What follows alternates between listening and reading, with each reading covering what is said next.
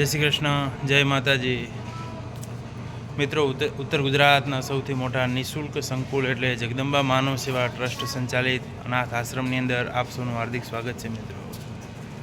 મિત્રો સમય થઈ ગયો છે 7:15 અને આજના ભોજનનો પણ ટાઈમ થઈ ગયો છે. તો મિત્રો, અમે તમને બતાવી આજનું લાઈવ ભોજન.